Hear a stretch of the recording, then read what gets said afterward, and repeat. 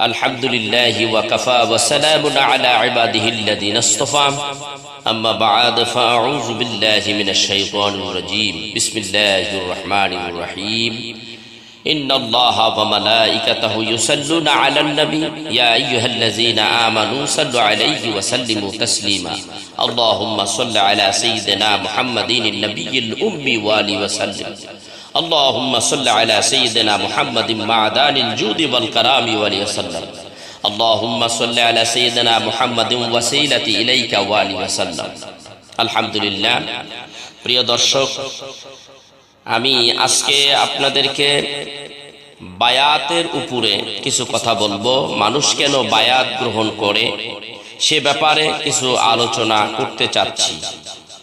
রাসূল আরবি সাল্লাল্লাহু আলাইহি ওয়াসাল্লাম ইরশাদ করেছেন, হাদিসখানা হযরতে আনাস বিন মালিক রাদিয়াল্লাহু তাআলা আনহু থেকে বর্ণিত, যদি কোনো আল্লাহর বান্দাদের গলদেশে বায়াতের রশি না থাকে তাহলে তার মৃত্যুটা হবে আয়ামে জাহিলিয়াতের মানুষদের মতো।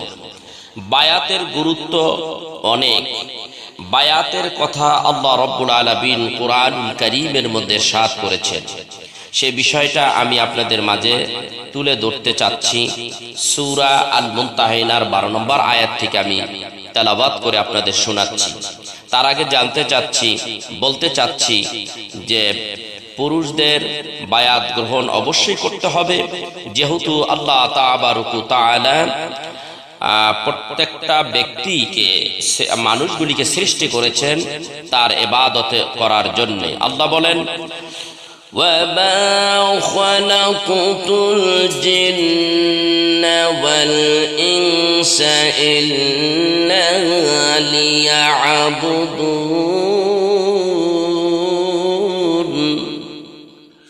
পবিত্র কোরআনুল কারীমের মধ্যে আল্লাহ তাবারকু তাআলা ইরশাদ করেছেন, আমি জিন এবং মানব জাতিকে সৃষ্টি করেছি একমাত্র আমি আল্লাহর গোলামি করার জন্য।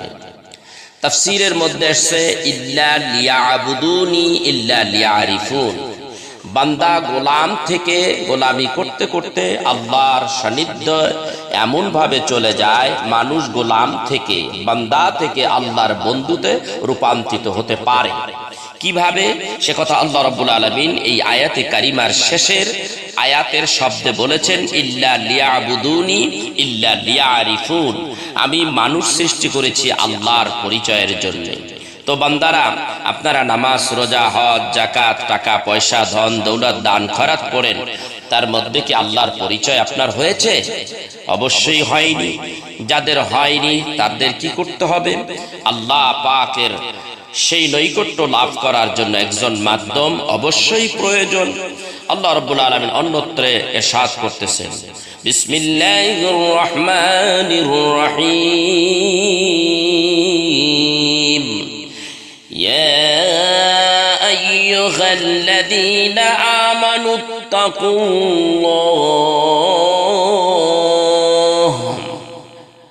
ওয়া কুনু মা'আস সাদিকিন। আল্লাহ রাব্বুল আলামিন এই আয়াতের মধ্যে ইরশাদ করেন, হে বিশ্বাসী ইমানদার বান্দারা, আমি আল্লাহকে ভয় করো, ভয় করার মতো ভয় করো এবং সাদিকিনদের সঙ্গে থাকো, তাদের সহচর্য লাভ করো। সাদিকিন দ্বারা তাফসীরে রুহুল বায়ানের মধ্যে ইরশাদ করেছেন যে সাদিকিন হলো একজন জামানার একজন আল্লাহর ওলি। ওলিদের মাধ্যমে আল্লাহ চেনা যেতে পারে। এটা অনায়াসে বোঝা যায় যে সঙ্গগুণের অঙ্গ ধরে। যেমন একজন চোরের কাছে একটা ভালো মানুষ যাতায়াত করলে চোর হয়ে যায়। একজন সুদখোরের কাছে যাতায়াত করলে মানুষ কয়দিন পরে সুদখোরের বিদ্যা নিয়ে সে সুদখোর হয়ে যায়। ঠিক একজন আল্লাহওয়ালার সঙ্গে কোনো আল্লাহর বান্দা বান্দি যদি তার সহবতে থাকে, অবশ্যই সে আল্লাহর বন্ধু হবে। আল্লাহর বন্ধু বান্দার থেকে বন্ধুতে রূপান্তরিত হবে। সে একজন ভালো মানুষ বলে আল্লাহর কাছে বিবেচিত হবে। এবার আমি আপনাদের কাছে বায়াতের কিছু কথা আরো বলবো। সে আগে বলবো, অনেকেই আছেন যে পুরুষেরা বায়াত গ্রহণ করবে, মেয়েদের বেলায় কি? সে ব্যাপারে আল্লাহ রাব্বুল আলামিন সূরাতুল আল মুমতাহিনার মধ্যে এইভাবে ঘোষণা করেন, বিসমিল্লাহির রহমানির রহিম।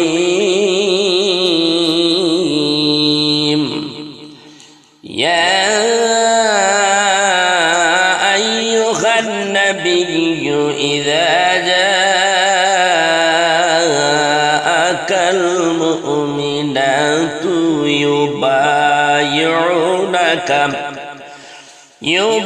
يبايعونك على أن لا تشركن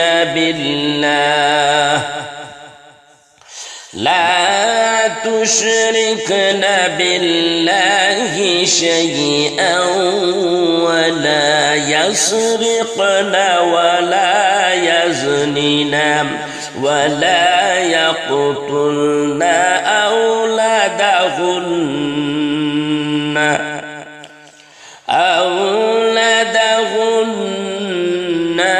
ولا يأتين ببهتان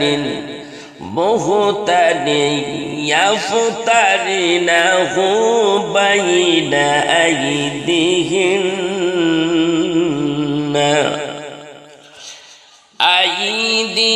أيديهن وأرجلهن ولا يعصينك في معروف فبايعهن واستغفر لهن الله إن الله غفور রহিম।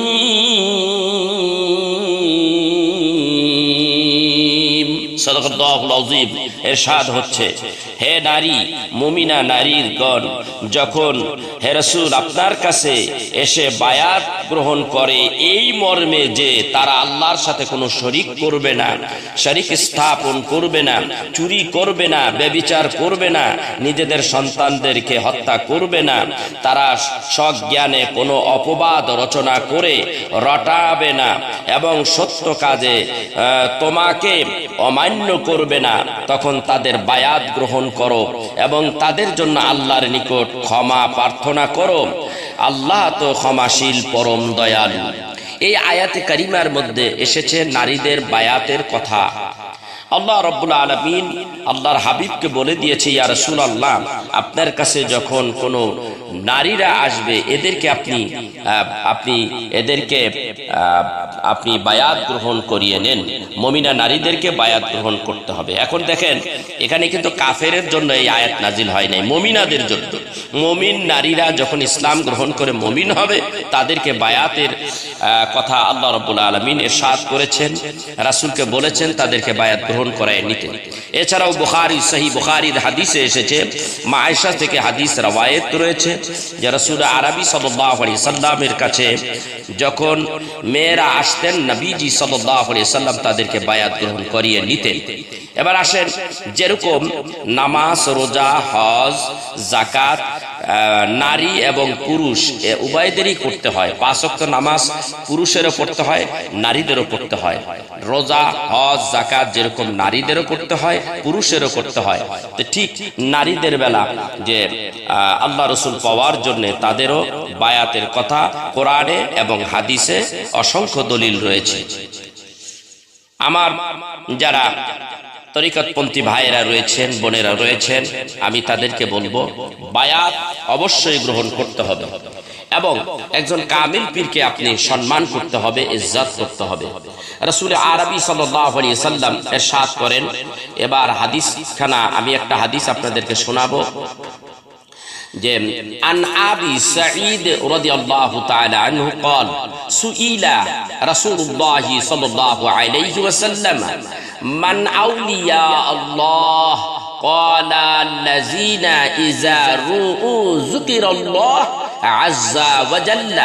হাদিস শরীফের মধ্যে ইরশাদ করেছেন হযরতে আবু সাঈদ খুদরি রাদিয়াল্লাহু তাআলা আনহু থেকে বর্ণিত হাদিস, রাসূল আরবি সাল্লাল্লাহু আলাইহি ওয়াসাল্লামের কাছে প্রশ্ন করা হলো, আউলিয়ায়ে কেরাম কারা? নবী করিম সাল্লাল্লাহু আলাইহি ওয়াসাল্লাম বললেন, যাদেরকে দেখলে আল্লাহ পাকের কথা স্মরণ হয় তারাই হচ্ছেন আউলিয়ায়ে কেরাম। রাসূলুল্লাহ সাল্লাল্লাহু আলাইহি ওয়াসাল্লাম এভাবে আরেকটা জায়গায় এই হাদিসের কথা বলেছেন, আল আউখু বিরুকুম বিয়া বিখিয়ারিকুম ক্বালু বালা ক্বালাল্লাযী ইযা রুউ যুকিরাল্লাহ আযজা ওয়া জাল্লা। আমি তোমাদেরকে বলবো তোমাদের মধ্যে শ্রেষ্ঠ ও উত্তম কে? সাহাবীগণ উত্তরে বললেন, হে আল্লাহর হাবিব সাল্লাল্লাহু আলাইহি সাল্লাম, তাদের পরিচয় দান করুন, আমাদেরকে জানিয়ে দিন। তিনি বললেন, নবীজি বললেন, যাকে দেখলে আল্লাহ পাকের কথা স্মরণ হয় তিনি হচ্ছেন তোমাদের মধ্যে সর্বশ্রেষ্ঠ উত্তম, তিনি হলেন ওলি আল্লাহ। ইবনে মাজাহ শরীফের হাদিস, মুসনাদে আহমদের আপনার 6 খণ্ড 406 পৃষ্ঠা, হিলিয়াতুল আউলিয়া প্রথম খণ্ডের 36 নম্বর পৃষ্ঠায় এই হাদিসগুলি রয়েছে। এখন আপনাদের এই আপনারা যে বায়াত গ্রহণ করবেন, বায়াত গ্রহণ করে আপনাদের কি শিখতে হবে? আল্লাহ প্রাপ্তি জ্ঞানকে আপনাদের শিখতে হবে, যেটাকে বলা হয় ইলমে মারিফতের জ্ঞান। ইলমে মারিফতের জ্ঞান অর্জন করা প্রত্যেকটা নর নারীর জন্য ওয়াজিব। এই ব্যাপারে রাসূল আরবি সাল্লাল্লাহু আলাইহি ওয়াসাল্লাম ইরশাদ করেছেন যে কি হাদিস শরীফের মধ্যে আসছে, হাদিসটা মিশকাতের মধ্যে এসেছে, মিরকাত শরীফ, বাইহাকি, দারিমি শরীফের মধ্যে হাদিস কাটা রয়েছে। রাসূল আরবি সাল্লাল্লাহু আলাইহি ওয়াসাল্লাম তিনি বলেন, আল ইলমু ইলমানে ফাইলমুন ফিল কলবি ফাজ লিকা আল ইলমু ইলমুন নাফিউ ওয়া ইলমুন আলা লিসানি ফাযালিকা হুজ্জাতুল্লাহি আলা ইবনে আদম। হাদিস শরীফের মধ্যে এসেছে, এখানে উল্লেখ রয়েছে যে ইলম দুই প্রকার। প্রথমত কালবি ইলম, অর্থাৎ ইলমে তাসাউফ, আর এটাই মূলত উপকারী ইলম। আর দ্বিতীয় ইলম হলো জবানি ইলম, অর্থাৎ ইলমে ফিকহ, যা আল্লাহ পাকের পক্ষ হতে বান্দার জন্য দলিল। এবার কালবি ইলমটাই হলো ইলমে মারিফত এবং ইলমে তাসাউফের জ্ঞান, যে জ্ঞান অর্জন করা প্রত্যেকটা নর নারীর উপরে আল্লাহ রাব্বুল আলামিন ফরজ করে দিয়েছেন। আল্লাহ রাব্বুল আলামিন অন্যত্র বলেছেন, তালাবুল ইলমি ফারিদাতুন আলা কুল্লি মুসলিমিন ওয়াল মুসলিমাত। হাদিস শরীফের মধ্যে এসেছে প্রত্যেকটা নর নারীর জন্য ইলম শিক্ষা করা ফরজ রয়েছে, ফরজ বলা হয়েছে। তো এখন কথা হলো যে ইলম দুই প্রকারের। তো একটা ইলম, যে ইলম হলো দলিলি ইলম, এই দলিলি ইলম দিয়ে আল্লাহ পাওয়া যায় না। দলিলি ইলম দিয়ে মানুষের আইন বিধান প্রণয়ন করা যায়, প্রয়োগ করা যায়, যেটা দিয়ে মানুষ কিভাবে চলবে, দৈনন্দিন কিভাবে তার কর্ম জীবনটা পরিচালিত করবে, এইগুলি হলো দলিলি ইলম। আর কলবি ইলম, যেটা দ্বারা আল্লাহ রাব্বুল আলামিনকে পাওয়া যেতে পারে, আল্লাহর সাথে বান্দার সাথে একটা ফিলিংস, একটা রিলেশন তৈরি হবে, আল্লাহ প্রাপ্তি জ্ঞান, যা দ্বারা আল্লাহর বান্দা কলবি ইলম দিয়া, কলবি চক্ষু দিয়া আল্লাহ রাব্বুল আলামিনের নূর দেখতে পাবে। এই জন্য মুহাজিরে মক্কি হাজী ইমদাদুল্লাহ সাহেব রহমাতুল্লাহ আলাইহি তার জাজবুল কুলুব কিতাবের মধ্যে তিনি লেখেন যে আল্লাহ রাব্বুল আলামিন এত নিকটে যে বান্দা দেখে না, সে অন্ধর গোষ্ঠী, সে কানা। আল্লাহ রাব্বুল আলামিন এখানে বলেন, ওয়া নাহনু আকরাবু ইলাইহি মিন হাবুলিল ওয়ারিদ।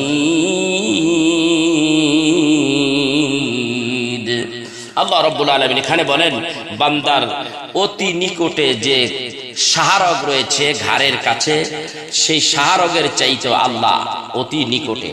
তো এখানে আল্লাহ রাব্বুল আলামিন এত নিকটে, তাহলে মুহাজিরে মক্কি হাজী ইমদাদুল্লাহ সাহেব রাহমাতুল্লাহ আলাইহি বলেন, আল্লাহকে আমি দেখতে পাচ্ছি কি পাচ্ছি না সেটা বড় কথা নয়, তবে চেষ্টা রাখতে হবে আমি আমার আল্লাহকে অন্তর্চক্ষু দিয়ে দেখব।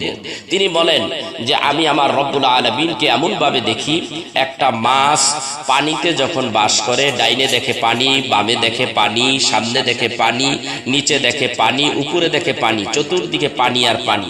আমি হাজী ইমদাদুল্লাহ হাজি মুহাজির মক্কি রাহমাতুল্লাহ আলাইহি এমন ভাবে আমার মাওলার নূর দেখতে পেরেছি, ফাইনামা তুওয়াল্লু ফাসাম্মা ওয়াজহুল্লাহ, আমি যেদিকে তাকাই সেদিকেই আমি আমার রবের নূর দেখতে পাই, আল্লাহর নূর দেখতে পাই। তো প্রিয় দর্শক এবং যারা তরিকাপন্থী ভাইরা রয়েছেন বা যারা এখনো তরিকা নেননি, তরিকাত গ্রহণ করার যে কত বড় এটা একটা নিয়ামত এবং কত গুরুত্ব সেটা আমাদের উপলব্ধি অবশ্যই করতে হবে।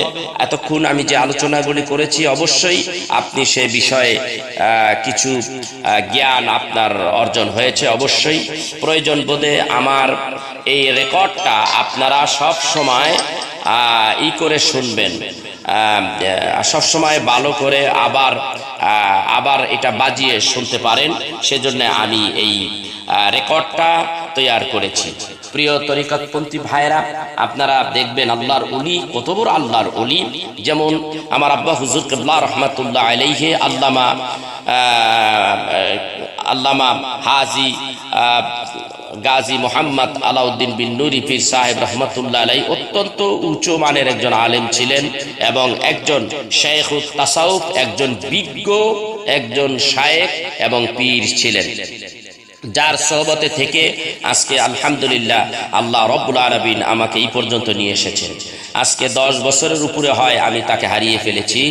এরপরও আমি বিভিন্ন দরবার শরীফের থেকে 3 জায়গার থেকে আরো আমি খেলাফত পেয়েছি, সনদ পেয়েছি, সেখান থেকে আমি শিক্ষা দীক্ষা অর্জন করে আজকে আমি অধম গুনাহগার মাওলানা এম এ লতিফ নুরি এই পর্যায়ে আসতে পেরেছি। তো ভাইরা, আপনারা যারা রয়েছেন, আপনাদের ছেলে মেয়ে, আপনারা যারা রয়েছেন এখনো যারা বায়াত গ্রহণ করেন নাই, অবশ্যই বায়াত গ্রহণ করতে হবে। প্রিয় দর্শক, আপনাদের কাছে আমার আরো আরজি রয়েছে। আল্লাহর বান্দা যখন আল্লাহর বান্দার থেকে বন্ধু হয়, তরিকাত গ্রহণ করে, বায়াত গ্রহণ করে, যখন পীরের কথা পুঙ্খানুপুঙ্খভাবে যখন মানবে এবং পীরের সাথে তারা অত্যন্ত চমৎকার উত্তম ব্যবহার করবে, যেমন রাসূলুল্লাহ সাল্লাল্লাহু আলাইহি সাল্লামের সাথে তার সাহাবীরা যেরকম ব্যবহার করতেন, যেভাবে চলতেন, যেই নির্দেশ রাসূলুল্লাহ সাল্লাল্লাহু আলাইহি সাল্লাম কিভাবে নির্দেশ করতেন, সাহাবীরা সেই নির্দেশ পালন করতেন। এমনকি নবীজি আদেশ করতেন, নবীজির জন্য সাহাবীরা জীবন দিতে প্রস্তুত ছিলেন এবং তারা জীবনও দিয়েছেন, যার প্রমাণ উহুদের ময়দানে 70 জন সাহাবী রাসূলের জন্য জীবন দিয়েছেন। ঠিক একজন পীরের জন্য একজন মুরিদ এইরকম নিবেদিত প্রাণ যদি হয়, তাহলে অচিরেই মহামূল্য সম্পদ এলমে মারেফত এবং কালবি এলেম তার হাসিল হয়ে যাবে। অবশ্যই তা হবে, এতে কোনো সন্দেহ নাই। কিন্তু ভক্তি শ্রদ্ধা পীরের প্রতি আপনার অবশ্যই থাকতে হবে। একজন পীর মাশায়েখ আপনার বাসা বাড়িতে যখন যায়, আপনি যদি সাধারণ মানুষের মতো ব্যবহার করেন, তাহলে আপনি মাকসুদে মঞ্জিলে পৌঁছতে পারিবেন না। আপনার ভাবতে হবে যে আমার বাড়িতে কে এসেছে, মনে করতে হবে পীর এমন একটা ব্যক্তি যে খোদা না, আবার খোদা হইতে জুদা না। মনে রাখতে হবে আপনার পীর সাহেব যখন আপনার বাসা বাড়িতে যাবেন, তখন মনে করতে হবে যে রাসূলুল্লাহ সাল্লাল্লাহু আলাইহি সাল্লাম যেরকম সাহাবীদের বাড়িতে যাইতেন, যেই মর্যাদা সাহাবীরা রাসূলকে দিতেন, আপনার পীরকে, আপনি মুরিদ হয়ে আপনার পীরকে ওইরকম সম্মান আপনার দিতে হবে, অবশ্যই দিতে হবে। তা না হলে আপনি অবশ্যই লক্ষ্যে পৌঁছতে পারিবেন না। এরপরে কামেল পীরের সঙ্গে যে ব্যবহারটার কথা আমি বলতেছিলাম, সেটা হলো, দেখেন তাসাউফের কিতাবে হাদিস শরীফের ভিতরে উল্লেখ রয়েছে। এই হাদিসটা হলো দাইলামি শরীফ এবং মাকতুবাত শরীফ।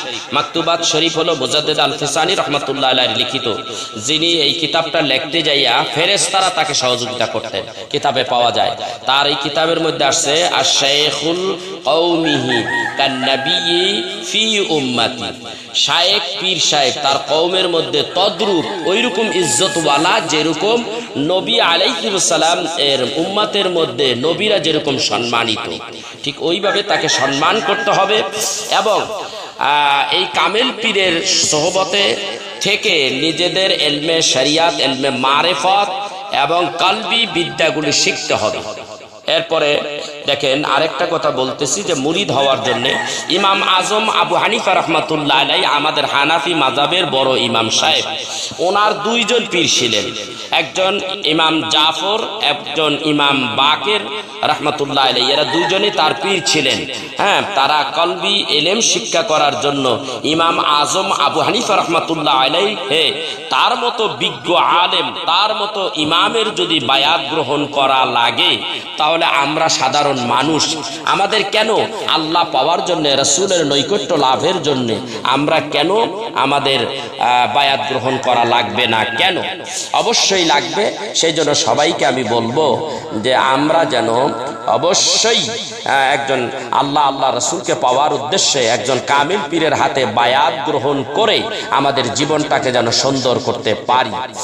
অনেক কথা হলো, বিষয়গুলি আপনারা আমলের উদ্দেশ্যে অবশ্যই শুনবেন, অবশ্যই জানবেন। এই বিষয়ে যদি আমি আলোচনা করতে যাই, ঘন্টার পরে ঘন্টা আলোচনা করা যেতে পারে। যে আসুন আমরা সকলে কামিল পীরদেরকে সম্মান করব, ইজ্জত করব এবং কামিল পীরের সোহবত লাভ করব। আসুন সবাই আমরা ঐক্যের সাথে কামিল পীরের সোহবতে থেকে আল্লাহ এবং আল্লাহ রাসূলের নৈকট্য লাভের উদ্দেশ্যে আমরা তাদের সোহবতে বসব। আজকে এই পর্যন্তই। সবার কাছে দোয়া চাচ্ছি আমি এবং আপনাদের জন্য দোয়া।